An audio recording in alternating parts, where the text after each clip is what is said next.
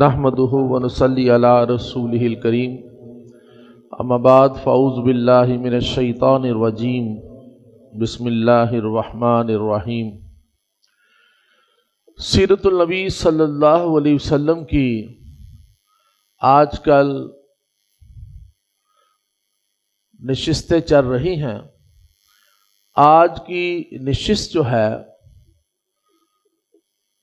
وہ اس دور کے حوالے سے ہے کہ نبی پاک صلی اللہ علیہ وسلم ہجرت فرما کر مدینہ میں تشریف لا چکے ہیں، اور تقریباً یہ ہجرت کا پہلا سال ہے۔ جتنے بھی ابھی تک واقعات بیان ہوئے ہیں وہ تقریباً پہلے سال کے ہیں۔ آج بھی تقریباً پہلے ہی سال یا پہلے سال کے اینڈ کے کچھ واقعات ہیں۔ اس میں سر فہرست جو نام شامل ہے وہ اصحاب صفا کا ہے، جن کا پہلے بھی تمہیداً کچھ ذکر آ چکا ہے۔ اصحاب صفا کا مقام جو ہے وہ اسلام میں بہت زیادہ ہے، بہت زیادہ۔ اصل میں یہ صفا ہے کیا؟ صفا کہتے ہیں سائبان کو، چھت کو۔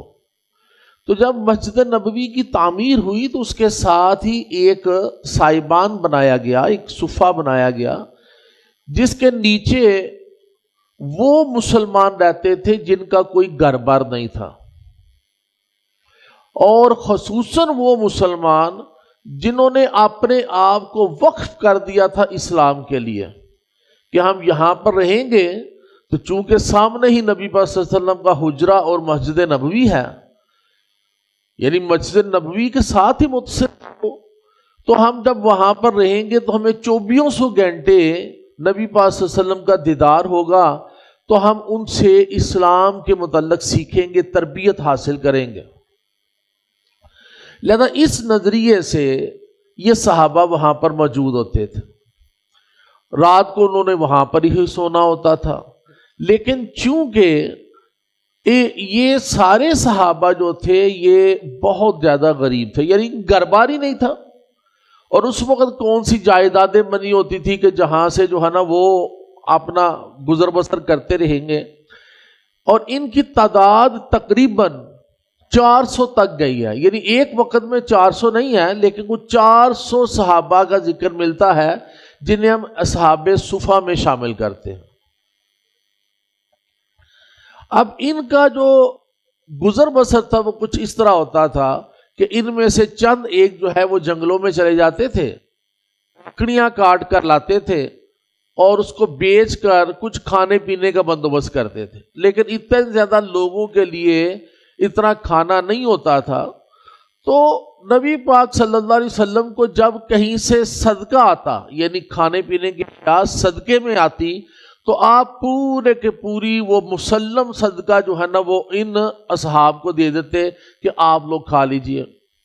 لیکن جب کبھی کھانے پینے کی اشیاء دعوت کے حوالے سے آتی، توفتاً آتی، تو پھر آپ ان سب کو بلا کر خود ساتھ بیٹھ کر ان کے ساتھ کھانا کھاتے۔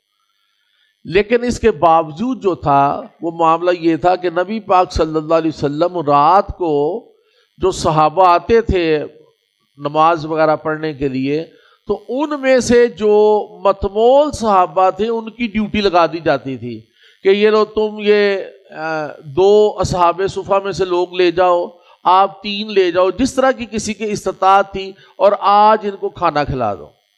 یعنی بتانا مقصد یہ ہے کہ اسلام جو ہم تک پہنچا ہے یہ اتنی آسانی سے نہیں پہنچا۔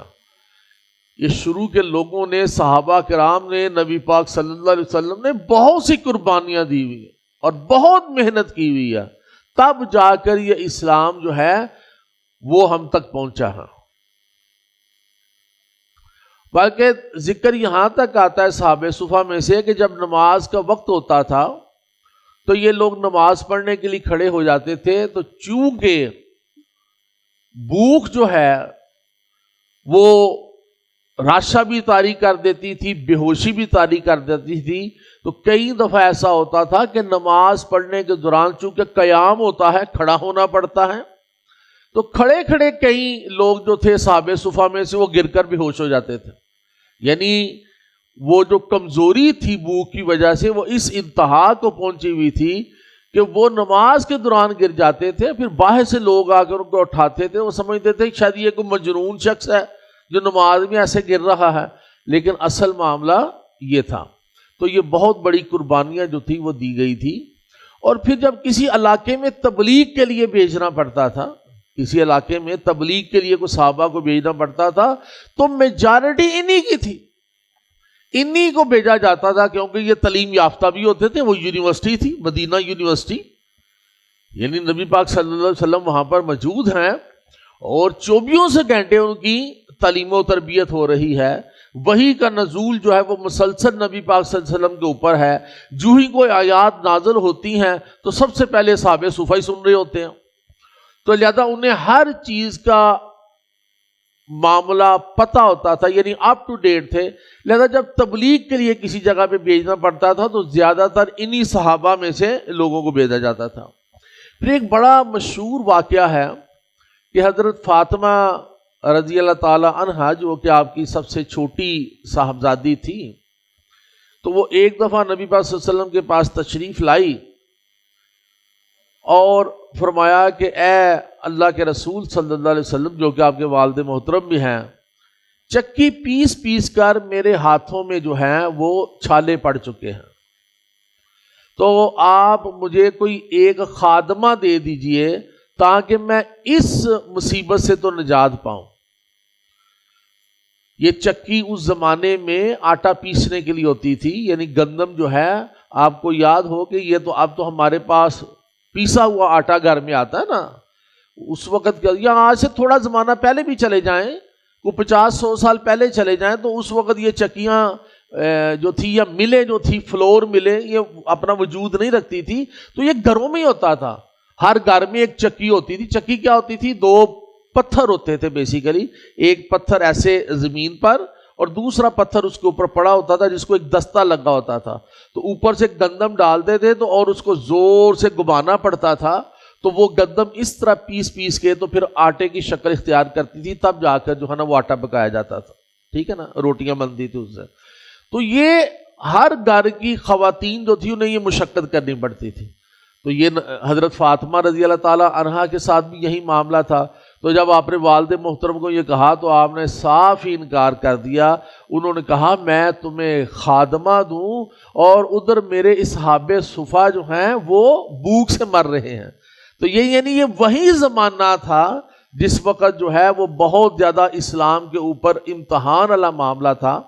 تو یہ اسی زمانے کا واقعہ ہے کہ نبی صلی اللہ علیہ وسلم نے انکار فرما دیا اپنی بیٹی کے لیے کہ میرے پاس اتنے وسائل ہوں تو میں ان کو اپنے سامنے بھوکا دیکھوں، لہذا خادمہ جو ہے نا وہ میں اس وقت نہیں دے سکتا. تو بہرحال یہ معاملہ تھا وہاں پر.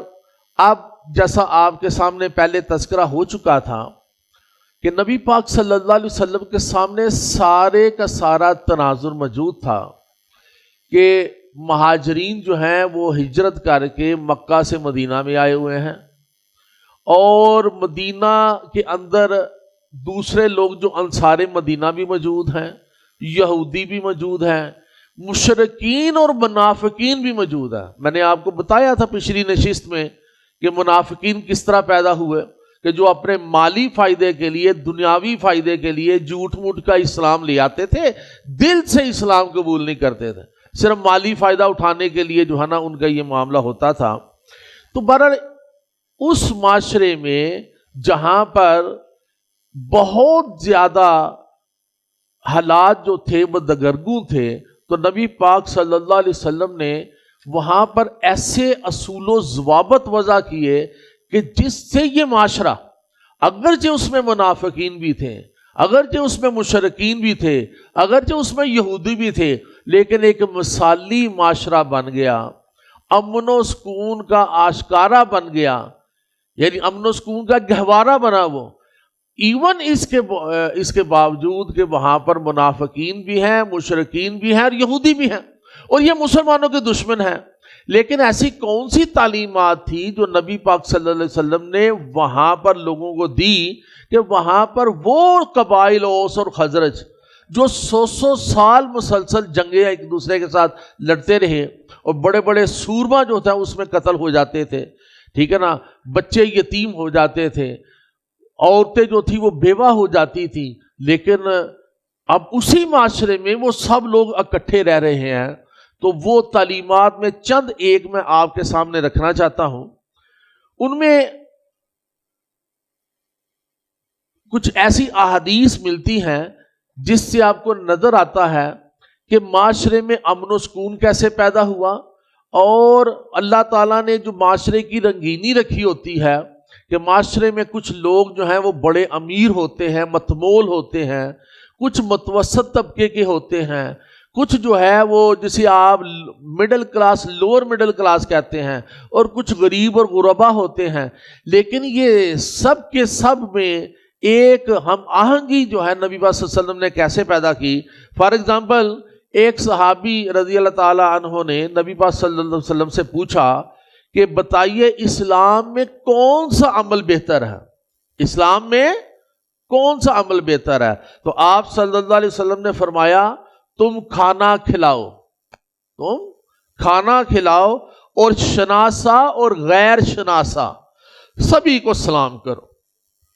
اب دیکھیں کتنی خوبصورت دو چیزیں آ گئی، یعنی اس معاشرے میں جو میں نے کہا اونچ نیچ بہت زیادہ تھی غریبوں کی اور امیروں کی، اس میں کیا کہا جا رہا ہے کہ تم کھانا کھلاؤ، یعنی متمول ہو، تمہارے پاس وسائل ہیں، اللہ کا شکر ادا کرو تو غریبوں کو، یتیموں کو، مسکینوں کو کھانا کھلاؤ تاکہ رات کو کوئی بھوکا نہ سوئے۔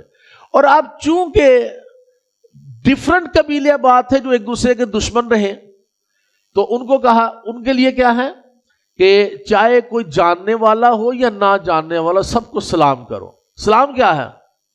آپ کہتے ہیں السلام علیکم ورحمۃ اللہ یا السلام علیکم، آپ پر اللہ کی سلامتی ہو، آپ پر اللہ کی سلامتی ہو۔ جو سامنے سے جواب کیا ملتا ہے؟ وعلیکم السلام، آپ پر بھی اللہ کی سلامتی ہو۔ تو ایسے معاشرے میں جب ٹرو سینس کے ساتھ، اچھی نیت کے ساتھ یہ والے کلمات ادا کیے جائیں، جو ہی کو نظر آیا السلام علیکم وعلیکم السلام، اور محبت اور یگانگت اس طرح کی بھی ہوتی ہے اس میں الفاظ میں کہ اگر کسی نے کہا السلام علیکم تو آپ کیا دیتے ہیں؟ وعلیکم السلام ورحمۃ اللہ، یعنی تم پر اللہ کی سلامتی ہو اور رحمت ہو۔ اور اگر پہلے والے نے کہہ دیا السلام علیکم ورحمۃ اللہ کہ تم پر اللہ کی سلامتی اور رحمت ہو، تو دوسرے والا کیا جواب دے رہا ہے؟ وعلیکم السلام ورحمۃ اللہ وبرکاتہ، تم پر بھی اللہ کی سلامتی ہو، اللہ کی رحمتیں اور برکتیں ہوں۔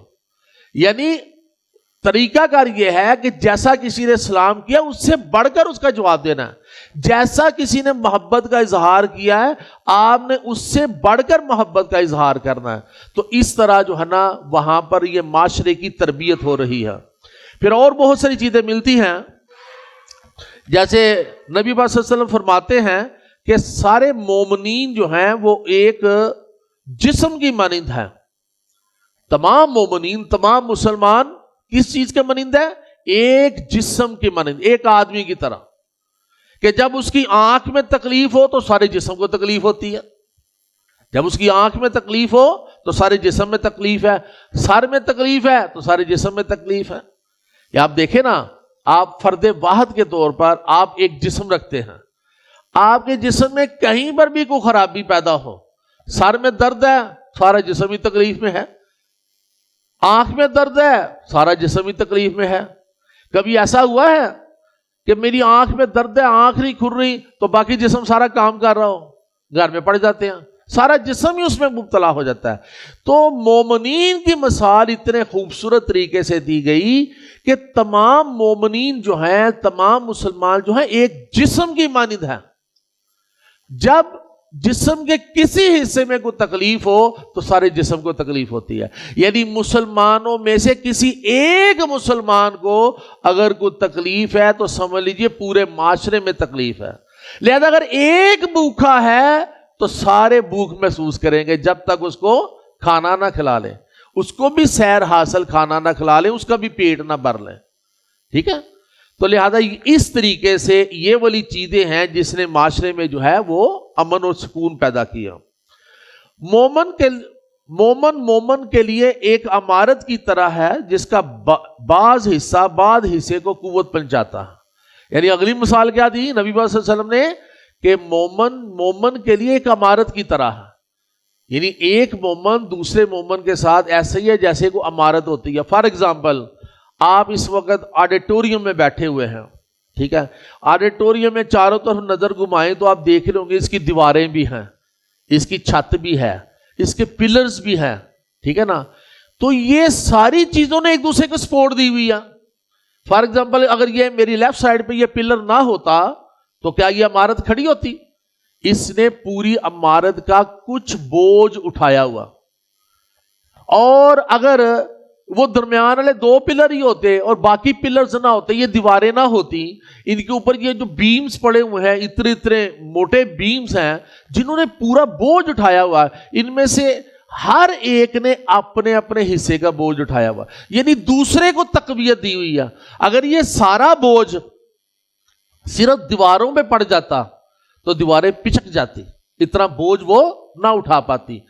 اور اگر یہ سارا بوجھ ایک آدھ پلر پہ رکھ دیا جاتا تو یہ بھی سارا کا سارا وزن نہ اٹھا پاتی. تو اسی طرح ہے کہ ہر چیز جو ہے اس سے تقویت مل رہی ہے دوسری چیز کو, کہ ایک پلر نے ایک وزن اٹھایا ہوا ہے, اس سے آگے والے کو تقویت ہے اس نے مناسب وزن اٹھانا, پھر اس سے آگے والے کو تقویت ہے اس نے مناسب وزن اٹھانا, کیونکہ اس سے پہلے دو والوں نے وزن اٹھایا ہوا. تو مومنین کی مثال بھی ایسا ہی ہے کہ اگر ایک امیر ہے تو دوسرا غریب ہے, لیکن امیر والے سے غریب والے کو فائدہ پہنچ رہا, وہ اس سے تقویت حاصل کر رہا ہے.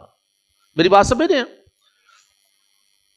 پھر آگے بتایا کہ آپس میں بغض نہ رکھو, باہم حسد نہ کرو, ایک دوسرے سے پیٹھ نہ پھیرو, اور اللہ کے بندے اور بھائی بھائی بن کر رہو. کسی مسلمان کے لیے حلال نہیں ہے کہ اپنے بھائی کو 3 دن سے اوپر چھوڑے.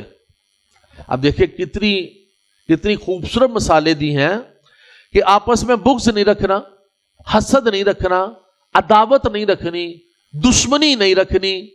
تو جب یہ چیزیں نہیں ہوگی تو معاشرے میں پھر بھائی چارہ ہی پیدا ہوگا نا, معاشرے میں پھر امن و سکون ہی پیدا ہوگا نا. ہر ایک کو ایک دوسرے سے تقویت ہی ملے گی نا, ہر ایک کو ایک دوسرے سے آنکھوں کی ٹھنڈک ہی ملے گی نا, جب یہ چیزیں معاشرے میں نکل جائیں. نہ بغض ہے, نہ حسد ہے, نہ عداوت ہے, نہ دشمنی ہے, کچھ بھی نہیں ہے. اور پھر یہاں تک کہ اگر ایک دوسرے کے ساتھ بھائی بھائی بن کر رہنا ہے اور کسی پر یہ حلال نہیں ہے کہ اگر بھائی کا بھائی سے کوئی جھگڑا ہو جائے, کوئی تو میں ہو جائے, کوئی کسی مسئلے پر انبن ہو جائے تو آپ گفتگو چھوڑ دیں نا, جتنی مرضی بڑی انبن ہو 3 دن سے زیادہ گفتگو کو بند نہیں رکھا جا سکتا. یہ ہے اصول کہ اگر معاشرے میں رہتے ہوئے کسی وجہ سے, کوئی پوائنٹ آف ویو کی وجہ سے کسی بھی معاملے میں آپس میں نا اتفاقی ہو گئی ہے تو اس نا اتفاقی کو 3 دن کے اندر اندر ختم کرنا ہے. یعنی 3 دن سے زیادہ آپ ایک دوسرے سے گفتگو بند نہیں رکھ سکتے. تو یہ آپ لوگ بھی سوچئے, آپ کی بھی اپنے دوستوں کے ساتھ, اپنے کزنز کے ساتھ, گھر کے افراد جو ہیں ان کے ساتھ اگر کوئی ایسا مسئلہ رونما ہو جاتا ہے تو آپ نے اس کو سولو کرنا ہے, اسے سارٹ آؤٹ کرنا ہے 3 دن سے پہلے, ورنہ اس کے آگے حکم نہیں ہے. پھر نبی پاک صلی اللہ علیہ وسلم نے فرمایا وہ شخص جنت میں داخل نہ ہوگا جس کا پڑوسی اس کی شرارتوں اور تباہ کاریوں سے محفوظ نہ ہو. اب امیجن کریں کیسا امن و سکون پیدا ہوگا. بھئی آپ جتنی مرضی نیکیاں کر لیں, جتنی مرضی نمازیں پڑھ لیں, جتنی مرضی عبادتیں کر لیں, لیکن جنت میں نہیں جا سکتے اگر آپ کا پڑوسی جو ہے وہ آپ کی شر سے محفوظ نہیں ہے. کیونکہ وہ پڑوسی جن کے ساتھ دیوار ملتی ہے, اور پڑوسی کی بھی آگے تعریف کی گئی ہے کہ پڑوسی 70 گھروں تک سارے پڑوسی کہلاتے ہیں. یعنی آپ جس محلے میں رہ رہے ہیں, صرف ساتھ والی دیوار نہیں, آپ جس محلے میں رہ رہے ہیں اس محلے کا ہر فرد آپ سے راضی ہو. یعنی آپ نے کسی کو دکھ نہیں دینا. اب اس میں بہت ساری چیزیں آ جاتی ہیں. یعنی آپ لوگ عموماً غیر مہذب معاشروں میں یہ ہوتا ہے اپنا کوڑا کرکٹ نکالا کسی کے گھر کے آگے لگا دیا, ٹھیک ہے, یا محلے میں سے گزر رہے ہیں تو آپ دوسرا کو فرد بھی گزر رہا ہے اس کو کوئی تانا زنی کر دی, کوئی گالم گلوچ کر دی. اور آج کے جدید زمانے کے مطابق دیکھیں کہ آپ کے دروازے کے آگے اگر کوئی گاڑی کھڑی کر گیا تو آپ بڑی بدتمیزی سے اس سے بولے کہ ہمارے ادھر گاڑی کیوں کھڑی کی ہے, ٹھیک ہے نا. چھوٹی چھوٹی مثالیں دے رہا ہوں. لہذا یاد رکھ لیجئے اگر آپ کا ہمسایہ یعنی آپ کا محلہ اگر آپ سے راضی نہیں ہے تو پھر یاد رکھیے جنت آپ کا مقدر نہیں ہے. اور پڑوسی کے تو اتنے حقوق بیان کیے گئے, اتنے حقوق بیان کیے گئے کہ نبی پاک صلی اللہ علیہ وسلم نے خود فرمایا کہ مجھے یہ شک ہو جانے لگا کہ شاید پڑوسی کو وراثت میں حق دے دیا جائے. یعنی اتنے حقوق اسلام نے اس کے بیان کیے. اللہ کی طرف سے ایسے جو ہے وہ وحی میں بھی معاملات آ رہے ہیں اور جو خفی معاملہ جو ویسے جبرائیل علیہ السلام آپ کو آپ کے بات بتا دیتے ہیں, خواب کے ذریعے آپ کو چیزوں کا علم ہوتا ہے اور اللہ تعالیٰ ویسے ہی ڈائریکٹ ہی آپ کے ذہن میں ڈال دیتا ہے. تو آپ صلی اللہ علیہ وسلم فرمایا اتنی شدت سے یہ حقوق وضع ہونے لگے کہ ایسے شک پڑ رہا تھا کہ شاید پڑوسی کو وراثت میں حق دے دیا جائے. یعنی آپ کی جتنی جائیداد ہے, جتنا بینک بیلنس ہے, اس میں پڑوسی بھی حصہ دار ہوگا. لیکن بہرحال پڑوسی کے ویسے بڑے کے بڑے جو ہے نا وہ حقوق ہیں آپ کے اوپر کہ پڑوسی کو کبھی ناراض نہیں کرنا. اس کی طرف سے اگر کوئی مسئلہ آپ کی ذات پر آ جائے تو برداشت کر لینا, صبر کر لینا. ان اللہ مع الصابرین, کہ اللہ تعالیٰ تو صبر کرنے والوں کے ساتھ ہے. ٹھیک ہے جی. پھر اگلی بات کہ مسلمان وہ ہے جس کی زبان اور ہاتھ سے مسلمان محفوظ رہے. یہ دو ہی چیزیں ہیں نا, زبان اور ہاتھ, کہ مسلمان ہونے کی شرط ہی یہی ہے کہ اس کی زبان سے بھی اور اس کے ہاتھ سے بھی مسلمان محفوظ رہے. اور آج زمانے میں یہی ہے کہ زبان دوسرے مسلمان کے خلاف استعمال کی جاتی ہے اور بڑی گندی زبانیں استعمال کی جاتی ہیں, بڑے گندے الفاظ سے دوسرے مسلمانوں کو یاد کیا جاتا ہے, اسے القابات دیے جاتے ہیں. اور پھر کیا ہے, یہ جتنے لڑائی جھگڑے ہوتے ہیں, فلاں کی لڑائی ہو گئی, ٹھیک ہے, فلاں زخمی ہو گیا, فلاں خدا نہ خاصا لڑائی میں مارا گیا, یعنی ہاتھ سے بھی مسلمان محفوظ رہے. تو مسلمان ہونے کی جو دو شرطیں ہیں ان میں یہ بھی ہے کہ اس کی زبان اور ہاتھ سے دوسرے مسلمان محفوظ رہے. اور پھر ایک اور جگہ پر فرمایا گیا کہ تم لوگ زمین والوں پر مہربانی کرو, تم پر آسمان والا مہربانی کرے گا. یہ تو من و ان جو ہے وہ قرآن پاک میں بھی ارشاد ہوا ہے. تو نبی صلی اللہ علیہ وسلم کی حدیث بھی ہے کہ آپ کیا کرو, زمین والوں پر مہربانی کرو, آسمان والا یعنی اللہ تعالیٰ تم پر مہربانی کرے گا. روز حشر ہر ایک کو اللہ کی رحمت کی مہربانی کی ضرورت ہوگی, ورنہ وہ جنت میں نہیں جا سکے گا. تو لہذا خود اللہ نے یہ قانون دیا, وضع کیا, ٹھیک ہے. تو آپ لوگ اگر یہ چاہتے ہو کہ آپ پر اللہ تعالیٰ اس دنیا میں بھی مہربان ہو اور آخرت میں بھی مہربان ہو, تو تم کیا کرو, اہل زمین پر مہربانی کرو, ان کے ساتھ ہمدردی کرو. ٹھیک ہے. وہ شخص مومن نہیں جو خود پیٹ بھر کھا لے اور اس کے بازو میں رہنے والا پڑوسی بھوکا رہے. اب دیکھیں پھر پڑوسی کی بات ہوئی. یعنی آپ لوگ گھر میں جب کھانا پکاتے ہیں تو میک شور ہونا چاہیے کہ کم از کم آپ کے ساتھ گھر میں کہیں غربت کا وہ معاملہ نہ ہو کہ ان کے گھر کھانا ہی نہ پکا ہو. لہذا اگر آپ نے پیٹ بھر کے کھانا کھا لیا اور آپ کا پڑوسی جو ہے وہ بھوکا رہا تو پھر آپ مومن نہیں ہیں, آپ مومن نہیں ہیں. مسلمان سے گالی گلوچ کرنا فسق ہے اور اس سے مار کٹائی کرنا کفر ہے. اب دیکھیں، یعنی وہ زبان کا استعمال گالی گلوچ تک، یہ تو فسق ہے، ٹھیک ہے نا، بہت بڑا گناہ ہے. اور مار کٹائی کرنا تو کفر ہے کہ یعنی آپ مسلمان پر ہاتھ اٹھا دیں. اسی طرح نبی صلی اللہ علیہ وسلم نے فرمایا کہ راستے سے تکلیف دہ چیز ہٹانے کو صدقہ قرار دیتے ہیں. یعنی اگر آپ راستے میں سے گزر رہے ہیں، کہیں آپ نے کوئی اینٹ دیکھ لی، کوئی پتھر دیکھ لیا، کوئی کیلے کا چھلکا دیکھ لیا، جس سے پھسل کر، جس سے ٹھوکر کھا کر کوئی زخمی ہو سکتا ہے، اس کو کوئی نقصان پہنچ سکتا ہے، اگر آپ نے وہ راستے میں سے ہٹا دیا، ٹھیک ہے نا، اگر آپ نے وہ راستے میں سے ہٹا دیا تو یہ بہت بڑا صدقہ ہے. لوگ یہی سمجھتے ہیں صدقہ یہ ہوگا کہ جیب میں سے پیسے نکال کے دینے پڑیں گے. ہاں وہ بھی صدقہ ہے، لیکن یہ بھی صدقہ ہے، ٹھیک ہے. راستے میں سے تکلیف دہ چیزیں ہٹا دینا. صدقے اور خیرات کی ترتیب دیتے ہوئے ایسے ایسے فضائل نبی پاک صلی اللہ علیہ وسلم نے بیان فرمائے ہیں کہ جیسے صدقہ گناہوں کو ایسے بجھا دیتا ہے جیسے پانی آگ کو بجھا دیتی. یعنی امیجن کریں کہ یہ جو صدقہ آپ کرتے ہیں، وہ صدقہ جو ہے وہ گناہوں کو ایسے بجھا دیتا ہے، ایسے ختم کر دیتا ہے جس طرح پانی آگ کو ختم کر دیتی. اور پھر صدقے کے متعلق تو یہ بھی کہا کہ صدقہ لوگ یہ سمجھتے ہیں کہ شاید ہمارے پاس بہت سے پیسے ہوں گے تو ہم اس میں سے صدقہ کریں گے.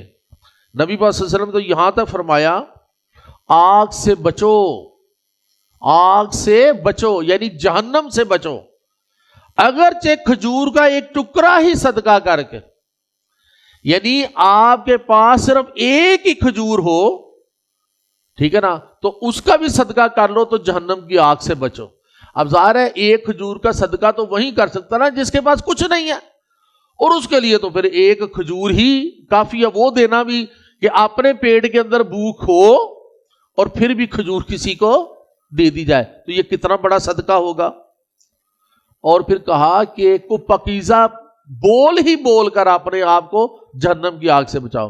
اگر یہ والی کیفیت ہے کہ ایک کھجور دینے کے لیے بھی نہیں ہے تو اچھے الفاظ ہی بولو، اچھی باتیں ہی کرو جس سے جہنم کی آگ سے بچ جاؤ. یاد ہے کہ نبی پاک صلی اللہ علیہ وسلم نے ایک جنگ کے موقع پر کہا کہ اب پیسے کی بہت زیادہ ضرورت ہے، لہذا سب لوگ جو ہیں، جو کسی کے پاس ہے، جو کوئی اللہ کی راہ میں دے سکتا ہے تو لے آؤ. تو بڑے بڑے ڈھیر نبی پاک صلی اللہ علیہ وسلم کے سامنے لگنے شروع ہو گئے. بڑا بڑا مال و اسباب لوگ لے کر آ رہے تھے جو متمول صحابہ تھے. تو ایک صحابی جن کے پاس کچھ بھی نہیں تھا، انہوں نے دن بھر کسی یہودی کے باغ میں محنت کی تو رات کو انہیں ایک مٹھی بھر کھجوریں جو ہیں وہ ملی. اس وقت پیسے کم ہی ہوتے تھے، یہی چیزیں ہوتی تھی. تو وہ مٹھی بھر کھجوریں لے کر آئے اور لا کر نبی صلی اللہ علیہ وسلم کی خدمت میں پیش کی کہ میری طرف سے یہ حصہ ہے. تو وہاں پر کچھ لوگ ہنس پڑے کہ لو دیکھو ان کھجوروں کے ساتھ اب جا کے ہم جنگ کریں گے. تو نبی پاک صلی اللہ علیہ وسلم کا چہرہ غصے سے سرخ ہو گیا اور کہا کہ ان کھجوروں کو اس ڈیر کے اوپر بکھیر دو، اور خدا کی قسم ان کھجوروں کو دینے کا جو ثواب ہے وہ اس ڈیر سے بھی زیادہ ہے. دیکھیں نا، یہ ہوتی ہے کہ وہ صحابی، ان کے دل میں تقوی اور پرہیزگاری کا یہ عالم تھا کہ سارا دن محنت کرتے رہے اور جو اجرت ملی لا کے ساری کی ساری نبی صلی اللہ علیہ وسلم کی خدمت میں پیش کر دی. تو اللہ تعالیٰ اس چھوٹی سے، یعنی وہ صرف اور صرف چند کھجوریں تھی، اس کا اجر نبی صلی اللہ علیہ وسلم فرما رہے ہیں اس سارے ڈیر سے زیادہ. لہذا صدقہ اور خیرات کی جو ہے وہ بہت زیادہ اہمیت اور افادیت ہے. بہرحال یہ وہی زمانہ تھا کہ جس میں یہودی سازشیں بھی کر رہے تھے، لیکن ساتھ ساتھ نبی پاک صلی اللہ علیہ وسلم ان کی اس پورے معاشرے کی تعلیم و تربیت بھی کر رہے تھے. اسی دوران بہت اہم واقعات رونما ہوئے. ان میں ایک اہم واقعہ یہ ہے کہ دو بہت بڑی شخصیتیں ہیں جو کہ وفات پا گئے. ایک حضرت اسد رضی اللہ تعالیٰ عنہ نے وفات پائی. یہ حضرت اسد کون تھے؟ حضرت اسد تھے کہ مدینہ میں سے جب لوگ مکہ میں آئے نبی پاک صلی اللہ علیہ وسلم کے ہاتھ پر بیعت کرنے کے لیے، تو سب سے پہلے جس نے بیعت کی تھی، سب سے پہلے جس نے اپنا ہاتھ نبی پاک صلی اللہ علیہ وسلم کے ہاتھ میں دیا تھا، وہ حضرت اسد رضی اللہ تعالیٰ عنہ تھے۔ اور پھر دیکھیں ایک لڑی لگ گئی آگے، ایک لائن لگ گئی لوگوں کی، تو وہ نبی پاک صلی اللہ علیہ وسلم کو بہت پیارے تھے، تو وہ اس سال وہ بھی وفات پا گئے۔ پھر حضرت کلثوم رضی اللہ تعالیٰ عنہ، یہ صحابی ہیں، صحابیہ نہیں ہیں، کلثوم، یہ حضرت کلثوم بیسیکلی وہ ہیں قباء کے علاقے میں جب نبی پاک صلی اللہ علیہ وسلم ہجرت کر کے آئے، یا صحابہ کرام جتنے ہجرت کر کے آتے تھے ان کا پہلا سٹے، پہلا قیام جو تھا وہ قباء میں ہوتا تھا، کہ قباء راستے میں پہلے آتا تھا جہاں پہ مسجد قباء تعمیر کی گئی ہوئی ہو۔ تو وہاں پر وہ عمرو بن عوف کا پورا قبیلہ تھا، تو اس میں کلثوم رضی اللہ تعالیٰ عنہ کے گھر سارے صحابہ قیام کرتے تھے۔ ایون نبی پاک صلی اللہ علیہ وسلم بھی جب آئے اس بنی عمرو بن عوف کے قبیلے میں، تو وہاں پر آ کر آپ نے بھی جو قیام کیا وہ کلثوم رضی اللہ تعالیٰ عنہ کے گھر میں کیا۔ تو اس سال پہلے سال وہ بھی وفات پا گئے۔ تو ان دونوں کی وفات سے نبی پاک صلی اللہ علیہ وسلم کے اوپر بہت گہرا اثر ہوا۔ آپ بہت زیادہ جو تھے وہ افسردہ تھے، تو یہودیوں کو موقع مل گیا۔ انہوں نے کہا کہ اگر یہ پیغمبر ہوتے تو اللہ تعالیٰ ان کے اوپر اس طرح کا غم ڈالتا، یہ پیغمبر نہیں ہے۔ تو پھر نبی صلی اللہ علیہ وسلم نے فرمایا کہ میں اپنے حوالے سے اور اپنے صحابہ کے حوالے سے کوئی اختیار نہیں رکھتا اللہ کے ہاں، یہ تو اللہ کا اذن ہے کہ جس کے تحت لوگ دنیا میں آتے ہیں اور اس دنیا سے چلے جاتے ہیں۔ پھر جب سے صحابہ کرام ہجرت کر کے مدینہ میں آئے ہوئے تھے، کسی کے ہاں کوئی اولاد نہیں ہوئی، کسی کے ہاں کوئی اولاد نہیں، تو یہ بھی یہودیوں نے گڑ لیا اور معاشرے میں یہ خبر پھیلا دی کہ یہودیوں نے کوئی جادو ٹونا کر دیا ہے مسلمانوں پر، یہ جتنے مکہ سے آئے ہیں لہذا ان کے گھر میں کوئی اولاد ہی نہیں ہونی۔ یعنی یہ واقعات سارے کے سارے اسی دور کے ہیں۔ تو پھر مکہ میں پہلی پیدائش ہوئی حضرت عبداللہ ابن زبیر رضی اللہ تعالیٰ عنہ کی۔ ان کا بڑا مقام ہے اسلام میں، بڑی احادیث ان سے مروی ہیں۔ حضرت عبداللہ ابن زبیر رضی اللہ تعالیٰ عنہ، حضرت زبیر رضی اللہ تعالیٰ عنہ دراصل نبی پاک صلی اللہ علیہ وسلم کی پھوپھو کے بیٹے تھے، یعنی پھوپھا زاد بھائی تھے۔ تو ان کی شادی ہوئی تھی حضرت ابو بکر صدیق رضی اللہ تعالیٰ عنہ کی بیٹی حضرت اسما رضی اللہ تعالیٰ عنہا سے۔ حضرت اسما کا ذکر پہلے آ چکا ہوا ہے کہ جب آپ نے ہجرت کی تو غار میں کھانا پہنچانے کے لیے کون گئی پکا کر؟ حضرت اسما رضی اللہ تعالیٰ عنہ، اپنے بھائی حضرت عبداللہ کے ساتھ، ابو بکر کے جو بڑے بیٹے تھے۔ تو ان دونوں کی شادی ہوئی اور پھر ان کے بطن سے حضرت عبداللہ پیدا ہوئے، اور یہ مدینہ میں مہاجرین کے گھر میں پہلی پیدائش تھی۔ تو پھر وہ جتنے اثرات تھے نا کہ نبی صلی اللہ علیہ وسلم کے اوپر غم کے بادل جو ہیں وہ آگے ہوئے ہیں، اور پھر یہودی سازش کر رہے ہیں کہ ہم نے جادو کر دیا ہے، اگر یہ پیغمبر ہوتا تو ان مہاجرین کے اوپر جادو ہوتا، ان کے اوپر یہ والے غم آتے، تو وہ سارے کا سارا اثر ظاہر ہو گیا حضرت عبداللہ ابن زبیر کے پیدا ہونے سے۔ تو یہ تقریباً پہلی ہجری کے نبی صلی اللہ علیہ وسلم نے 10 سال مدینے میں گزارے نا، ٹھیک ہے نا، ہجرت کے بعد 10 سال، تو یہ ہجرت کے پہلے سال کے تقریباً واقعات جو ہے نا یہ آپ کے سامنے رکھے گئے ہیں۔ انشاءاللہ اگلی نشست میں ہم 2 ہجری کے واقعات آپ کے سامنے رکھیں گے۔ وما علینا الا البلاغ۔ مدینہ میں جب صحابہ کرام ہجرت کر کے آئے تو سب سے پہلی جو پیدائش ہوئی وہ ان کا نام کیا ہے؟ لے لیں بھی، جلدی سے جواب لے لیں، کسی سے لے لیں، سوچتے کیا ہے؟ حضرت عبداللہ بن زبیر۔ حضرت عبداللہ بن زبیر رضی اللہ تعالیٰ عنہ۔ جواب درست ہے بھائی، زور سے تالیاں بجائیں بھائی۔ چکی میں آٹا پیس کر کس کے ہاتھوں میں چھالے پڑ گئے تھے؟ حضرت فاطمہ رضی اللہ تعالیٰ عنہ۔ حضرت فاطمہ رضی اللہ تعالیٰ عنہ۔ نبی پاک صلی اللہ علیہ وسلم کی کون سی ایسی تعلیمات کی وجہ سے معاشرے میں امن و سکون قائم ہوا؟ بہت ساری تعلیمات ہیں, کسی ایک دو کا ذکر کر دیجئے. تم کھانا کھلاؤ اور آشنا اور نا آشنا دونوں سے سلام کرو. ویری گڈ جی, ویری گڈ, زبردست.